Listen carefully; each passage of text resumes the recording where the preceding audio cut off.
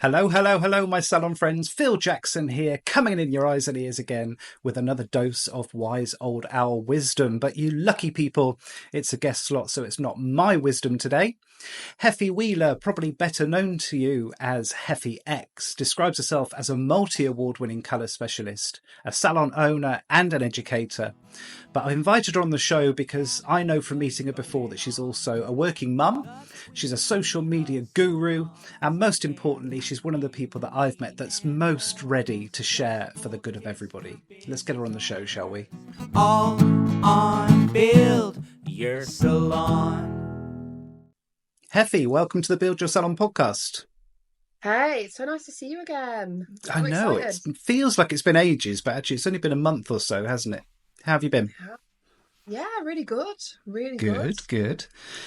So, everybody wants to talk to you about social media. I don't. Yes. At least not yet. We'll mention it. We'll touch on it because it would be remiss of me not to. But first of all, for those who haven't come across you before, why don't you tell us a little bit about your journey into salons and salon ownership? Yeah.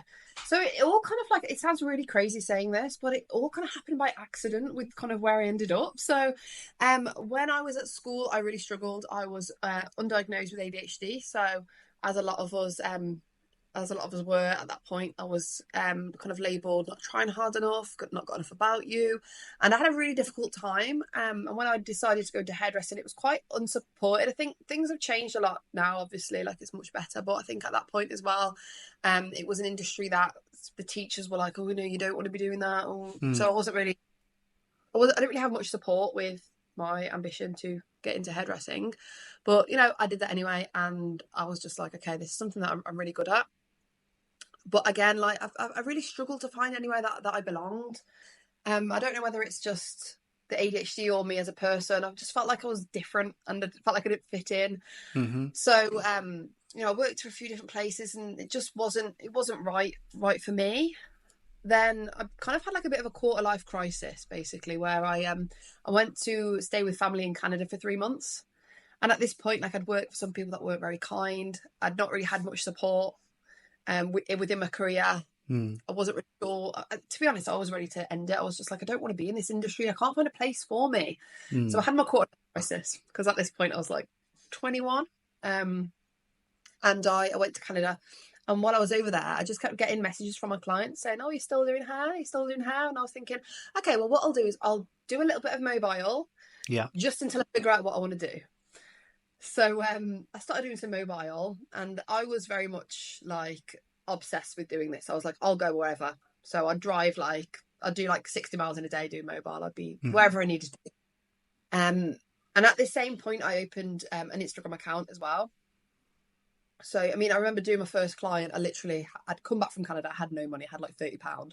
So I went and bought like a bold brush and a tube of tint and some developer. I went to that client's hair, got paid, went to go to the wholesalers to get the money for the next client. And then I made an Instagram and a Facebook at this point too. And what I was doing is I would just upload pictures of my work. Mm-hmm. And within probably 3 months, I was doing 7 days a week. I was so busy. I was like, okay, like this isn't sustainable for me to be traveling this far and working these hours. Sure. Because I was just like, go. No life. Like, don't. This classic hairdresser, you know, don't have any lunch. Don't have a toilet break. Just work. Yeah. At this point, I was living with my mom. So my dad had passed away a few years prior. So it was just me and my mom at home. And I managed to convince her very begrudgingly for her to let me use the spare room in a house.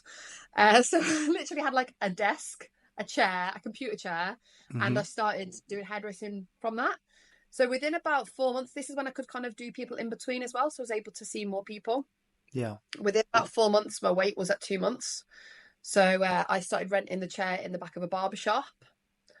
And again, my wait got to a couple of months and I had a little Saturday girl with me. And then I found a shop in my local area and it was really big. And I was thinking, oh my God, this is too big for me. But I thought, let's do it. So it was me and my little junior. And what's really cool is my husband, he's a tattoo artist. And because the shop's 2-story, I said to him, I can't afford to do this on my own, but if you want to come and jump in with me, we can do it together. So he had the top floor on his own and it was me and my junior. And essentially I never even planned to get to that point. It was more necessity. Like, I need more room. Like, I need more space. Like, I've got to do it. It was never a real goal that was something that I wanted to achieve, because as sad as it sounds, I never thought that I would amount to that. I was always told I wasn't going to amount to anything. So I didn't ever feel like it would be an option for me to do that. And then it just snowballed, where I took on apprentice number 2. They're qualified. They're now stylists, and built up to the team I've got now, which there's 7 of us now. So, and alongside this, I've been doing my socials. Like, we've been updating everything on there as well, and it's just allowed me to grow my profile in the industry. And I specialize in vivid, creative colors, things that you don't see every day. So that's really helped me gain more exposure and more eyes kind of on my work as well. So that is, yes. So you've alluded a couple of times in that social media and your salon journey have kind of been linked and intertwined right from the very start. So why is social media so important in your business, do you think? So I think for me, again, being somebody that I was very young when I started doing it, I'm not someone that really knows about marketing. I'm not somebody that really, I mean, now I feel like I am, but at that point, I didn't really know anything about running a business. I just was posting on social media, and that's how I got where I am. So for me, that was the door, that was the key to my success. And without that, I wouldn't have had that success. So because I was essentially just sharing what I was creating with the world, and more importantly, with my clients. So my clients enabled me to create a community, because I was just this wacky girl driving around in a car, going to do people's hair, and that people are, oh, like, you know, you should, there's this girl with pink hair who comes around my house to do my hair, like, you should follow her on Instagram. And that was kind of my community of my regular clients, a lot of them who are still with me now, nearly 10 years on. So I was able to kind of gain a community, create images of my clients, and also they were creating a lot of user generated content as well. So there was more of a it wasn't just me posting endless things. My clients were posting, they were connecting, they were interested in what I was doing. So that was kind of like the really strong foundation to build what now is a really successful business from.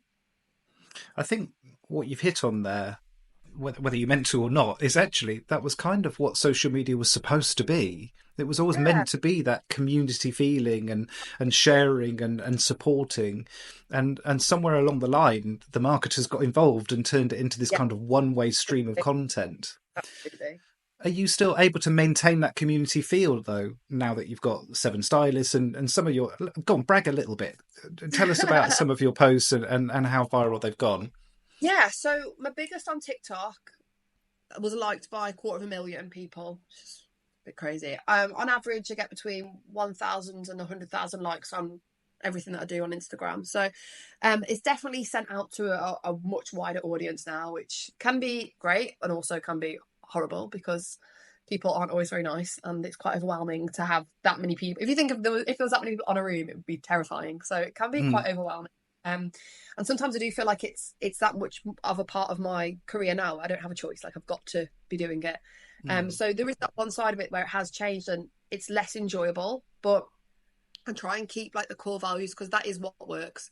I think as soon as you lose touch with your real demographic, your real clients, your real community, then you lose everything that you've built. You've just got strangers' eyes on you then, and it's the people that you want to be appealing to are the ones that come into your salon. So the way that I have managed this and kind of been able to make sure that what we're doing is still working is I've really pulled my team into it. So they've all got their own Instagrams as well, and they're really encouraged to talk to their clients.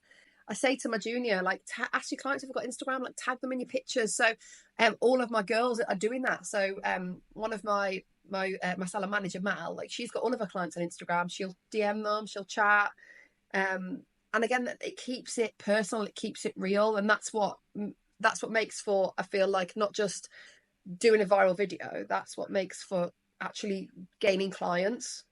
I think too many people say to me, how do you get likes? They don't say, how do you get clients? And I think the question should be with social media is, how can we monetize that? How can we create an income? How can we create clients? Not just how can we get 250,000 people liking the video, because that video might have got me some clients, but it's my regular clients that are advocating for me and sharing content and making user-generated content. That is where I'm getting clientele from. So would it be fair to say then you're creating content specifically for your clients and potential future clients, and then maybe as a kind of added bonus, every now and again you get 100,000 or 250,000 likes? Yeah, that's what I would say. I think because I've got two accounts. I've got one that's my salon account, and that's for my clients. And then my account, because I do a lot of collaborations with brands, that one is let's do viral videos, more on that one, Sure. because I know how to do a good video. But on my Salon HX hair account, like I try and keep that, way more personal, like videos of us in our Halloween costumes, photographs of people on the birthday, like really engaging and talking to the audience about what we're doing on a more personal level as a team. Whereas on my account, the content that I'll share is just hair videos that I think will do quite well. Okay, I'm going to leave social media. I promise. I don't want to turn this into a social media interview, but I think one of the points that you made that I found really interesting is that each of your stylists have got their own accounts as well, and I know a lot of salon owners that wouldn't be comfortable with that. So how do you kind of square that in your own mind? How do you get past the feeling that perhaps that's potentially a threat to the business at some stage? Well, it benefits me, and for me to create that platform, they're doing the work. For them Mm. to create the platform, they're doing the work. One of my stylists will create the content. They'll make my salon page a collaborator, and I push a button. And also, I think people potentially are afraid that maybe that stylist may potentially leave, but clients will find them anyway, right? Yeah, of course. In reality, like I've had stylists that have been with me that have left, and it's not been other than missing that person and maybe losing some clients. It's not been, as a business, it's not been detrimental ever to the actual business. So yeah, I feel like for me, the perks that I've got from my girls having their own socials, the organic growth of clientele, the fact that they're now being picked up by brands, they're having more opportunities. They're having opportunities when my girls are getting sent products from brands, they're getting their work shared by brands. Who's that benefiting? Obviously my staff member, but me. If they're getting nominated for awards, if they're winning awards, that benefits my business. So I think I can see how some people can worry about that, but I think you're holding your team member back, but you're also holding like what they can bring to your business, because your stylist putting that work in to their socials can bring so much to your business. So much, it brings so much to mine. That's a really interesting perspective. Thank you for that. And just to finish off, do you have any control, not control necessarily, but do you give them guidelines on the kind of things that you want them posting? Is there a certain style or look to the work that you share? Yeah, I mean, everyone knows how to take a good picture, so we try and keep things fairly consistent. We'll all like use the same kind of background. I feel like you can tell if a photo's been done at my shop. We try and keep consistency throughout what we're doing, really. So because everyone's trained in a very similar way, it doesn't matter. Like I've always wanted it to be, it doesn't matter who you go to, you'll get a similar result. So even though most people really come through as apprentices, so we're all very similar. And I just feel like it all just flows. We all just kind of do things that, like I said, quite similar. So it is quite consistent. As to expectations and kind of rules, I think it's just making it personal, but keeping it professional to a level. So obviously no extreme views, nothing that be deemed offensive.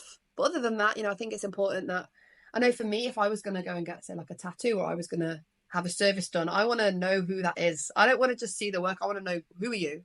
Are you like me? Are we going to get on? So I think that, sharing more of your life and more of your personality and more of your identity is something that I will definitely encourage them to do.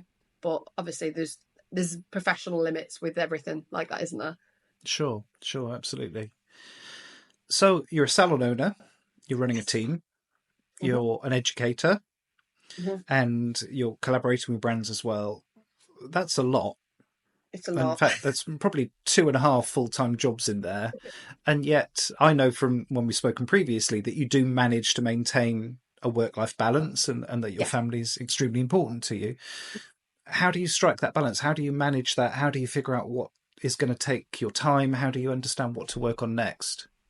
So I figured it out by doing it wrong for a very long time, I think. And I think that's what goes for a lot of us. And I think that being a business owner, like, I wanted it so bad, and I was just putting my whole life into it over and over and over and over and over. And it gets to a point where that's not healthy. It's not healthy. There's got to be a balance. And I've actually been quite unwell by, like, when I was pregnant, I just would work all the time, and I ended up like in hospital because I was so poorly, like I wasn't eating or drinking. I was just work all the time. And I think that I kind of needed, for me personally, I needed to see how it wasn't worth it and how actually I needed to slow down a little bit. And what I've been able to do is took a step back and started to think, okay, like it doesn't work for me to be here all the time. I've got 2 young children.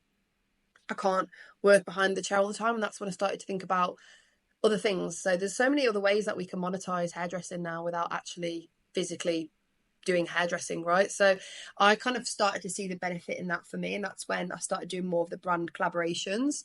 So I've kind of took myself part-time in the salon, and I see my social media content, so my social content and my brand collaborations, I see that as part of my job. So I make sure that I work in the salon here, I do my collaborations and my content here, and I make sure that all fit in. So that's the way that I've been able to do it. But like I said, I had to do it wrong first and realize that, you know, I'm better doing less. I'm better. My team get more of me. I'm a better businesswoman. Because if I'm behind the chair running myself into the ground every single day, then I don't have the time to strategize my social media, strategize my marketing, make sure that we're hitting the right people on social media, make sure that we're getting them positive associations with their different clients and new people coming in, and all of that is the foundation for my success. So at times when I've pushed and pushed and pushed and pushed and pushed with, like I said, behind the chair, I've ended up putting myself in a position where I can't do the other things, and then my business has actually dipped. So my business has actually gone downhill because I don't have the capacity to be able to put that part of me that needs to constantly be putting that effort into my salon. So for example, I've not been in, I think I've been in maybe once in 2 weeks. And one of this was because I have been away with my family. But in that time, I've made sure I still go down the salon and I'll be like, right, what do we need to do? What stock have we got? And I'm sorting things out and I'm organising that. And then that piece of content I'm going to do for that brand will give me a wage. So I don't necessarily have to be behind the chair all of that time. And then these bits of time I'm having where I'm off, I'm able to then put myself back into the business. Not just by doing the hair. I'm able to think about all these things that have pushed us and that have put us in this position where we have got the success that we've got, and do more. So I think it's really important. I think we get so caught up in like work behind the chair and make money. And I say work smarter, not harder. I think there's phases of business where you have to do that. You have to pull the extra hours, and particularly when you're first, opening a business, or, if a team member goes on maternity a month early and all those good things, then sometimes we have to knuckle down. But I think the danger is we get so focused on the chair work that actually you don't see the other opportunities and you don't see what the business needs. So you get caught into that kind of hamster wheel there where you have to keep doing the chair work because nothing else is growing. You're not sowing any seeds in other areas of the business. Yeah, absolutely. And I would be lying if I said that I did do that for many years. Like what I'm saying with where I am now and how I've learned to balance everything, I have done the hard graft for like 6 years prior to getting to this point. But with the point that I'm at with having children and being able to utilize my socials, the socials has given me that window to be able to, like I said, monetize in a different way, which means I'm not behind the chair, which frees me up a little bit to be able to put myself back into the business. And now that you're educating, what does that look like? Are you educating on the hair side, or is that more on the socials, or what does that take? So I've done a few bits on the socials before, and that's something that I'm looking at doing next year, but I'm very much like, I want to do everything all the time. So I was going to launch my education this year, but I thought, I've got a 3-year-old and my big one's 5, so I've still got very young children. So I was like, you know what, I've got enough going on. So I am going to be launching some education, some more socials. I've done a few bits and bobs before, but I'm going to do some more education on socials next year. And at the minute, it's really great because I do some bits for L'Oreal. So I work with Port Riot, and it's just great because I'll do little bits and bobs for them. I'll go into a college. I'll go and do something at the academy. So that's really fun. So that's just I kind of get given a date and I get to go and do that. And that's been quite nice because I just kind of turn up. I don't have to worry about it. I just go and get told what to do. Yeah, it's lovely when it's someone else's problem. It is. I feel like that about podcasts, to be honest. When I'm a guest on someone else's, it's like, oh, you can worry about all the technical stuff. I'll just chat. Okay. You mentioned a couple of times your values. You've talked about your business values, and obviously you're living by some personal values. Can you just flesh that out a bit? How do you define what is acceptable to you, and what you want to focus your attention and your work on? You might have to elaborate. Okay, so you mentioned values in the business, and I've always thought values are great for decision making, for helping you figure out what fits into the overall vision of how you want your life and business to be. What is important to you? So you've mentioned your children, for example. Yeah. Okay, so I think that for me, at the top, within the business, it's my staff, and I think this is the mistake a lot of people make. They are the most important thing, part of my business. My staff are, and looking after them and making sure that they have opportunity to take home a good wage, making sure that they have a good education is like, that's my top one, that everyone's happy. Because that's, I think I would put like a lot of the success of the business, probably the majority of it, to that, to my staff being happy and enjoying their job and doing a good job at it because they've got a good working environment. So before you move on, how does that play out? Do you spend a lot of time with the staff? Do you do one-to-ones with them? Just basically let them do what they want. Okay. You know, I'm very relaxed. You know, as long as they work hard, then I kind of, you know, don't really give them many rules or restrictions on what they're doing. They can wear what they want. They can have a break when they want. They can eat when they want. They can leave when they want. They can come back when they want. Obviously, you know, not leaving clients, but, you know, if they've got a break and they want to pop to the shop to get some food, that's fine. So, you know, I just find that letting them run their own columns, so letting them put things where they need to do them, make sure that we've got an open door policy. So if anyone's struggling with anything, that they know that they can come to me and that they can talk to me. You know, anything ever. If someone comes in and they're having a bad day, they need to go home, they can go home. You know, if they need a sick day, that's fine. And just having that really nice, positive relationship. And also when there are issues, dealing with them in a respectful and constructive way. So rather than or belittling them, we will sit down and we will talk about what's happened, and we will talk about how we can do better. I can see how I can help. And everything's constructive and everything's always really positive. Always. I always try and make sure that everything is positive. Even if something that's really annoyed me, I will check myself and be like, okay, let's talk about this. Let's figure it out. Let's figure out what's happened. Let's figure out how we can move forward. And, you know, that's just means they're amazing. My team are amazing. They're absolutely fantastic, you know, and I think that because I give them respect, they respect me back. And there's no need for like me to be cracking a whip, because they know that I look after them. They know that I'm here if they need anything. I know that they do a good job. So there's no need for like any sort of hostility or bad atmosphere. Yeah. And as far as you've mentioned a couple of times working alongside brands and collaboration, is that something that you proactively look for? Do you have a hit list of people that you want to target and work with? Or is that through your visibility that people are coming to you? Yeah, so a little bit of both. So I work with PR. So if I see something, I'm like, I really like that. She'll then get in touch, see if there's any opportunities for me. But it all started from just tagging the brands. To tag the brands on socials is so powerful. And it doesn't matter how big your account is as well. You know, it's something that I love about Port Riot. They don't look for how many followers you've got. They just look at what your work's like. Super. So, you know, tagging your brands, I think it opens up a lot of opportunities. And I think, again, some people think, well, you know, I've not got a big enough following. You don't need it. If you're good at what you do, you've got an opportunity to be seen by them. Yeah, so just tagging. And like I said, now I've built my socials up to a point where I do feel like I can approach people and I'm like, oh, look, this is what I've got to offer. Yeah, sure. Would you like to work with me? So that's what we'll do as well. Excellent. Okay, I've got 3 short questions that I finish each interview with, and I never tell people that they're coming. Okay. But bear with me, they're nothing too scary. So firstly, what do you think is the best thing about the salon industry? I think the people, the creativity, I can't think of one. This is hard.